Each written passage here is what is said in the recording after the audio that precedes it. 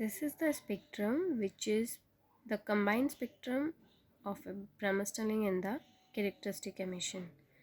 So let us discuss the four principle, not the basic, which is influencing the shape of this emission spectrum. Like this emission spectrum may be shifted to the right side and to the left sides. So the first point, the electron accelerate from cathode to anode. Do not all the electrons have the peak kinetic energy, right?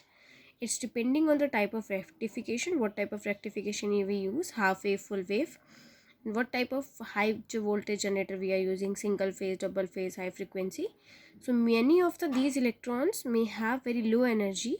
When they strike on the target, such electron cannot produce the high energy X-rays, or like such electrons can produce only of the low energy photons only. So they are affecting the shape of the spectrum. They're not creating that peak of the spectrum.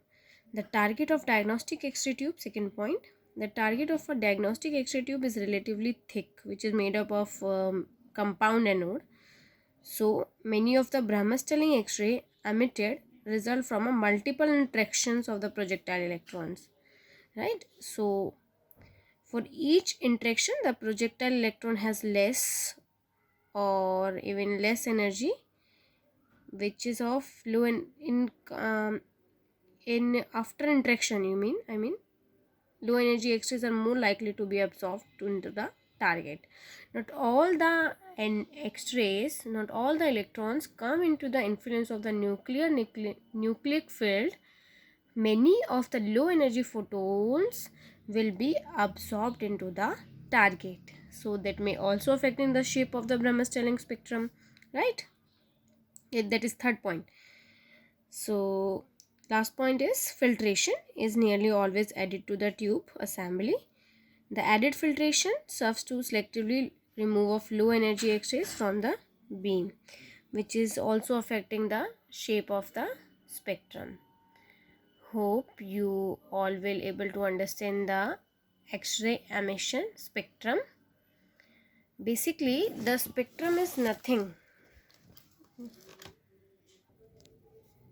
The spectrum is that graph which is I'm showing in the video, that is of one axis contain number of X-rays per unit energy, means how many X-rays are emitting from a tube and what type of energy they are containing, right? In the terms of X-ray energy, that is kilo electron volt.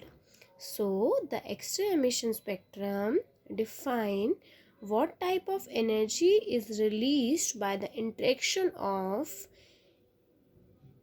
X-ray from inertial electrons and from the nucleic field as of the characteristic and the Brahmastering emission spectrum. X-ray emission means what type of energies is released from the interaction, that is come into the form of the spectrum. As we discussed in the example of the ping pong balls, the shape of the ball's frequency is different.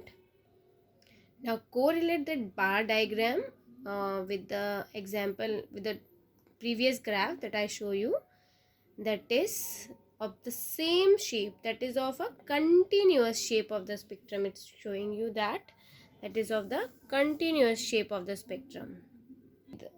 See the shape of this spectrum also, that is also the continuous spectrum.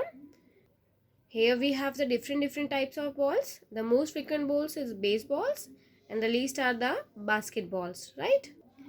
Here we have the maximum energy of X-ray, that is of the 69 electron volt, that is of the tungsten interaction of inner K shell only, right? So spectrum is basically representing the energy emission in the form of spectrum.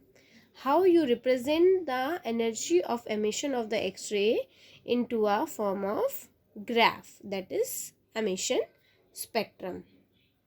Hope you will understand the lecture. If you have any doubt, then we will discuss into the next class, and we will discuss the factors affecting of the spectrums into the next class also, like filtration, KVP, MA, target material, how these are affecting the shape of the spectrum. We will discuss into the next class. Okay, thank you students.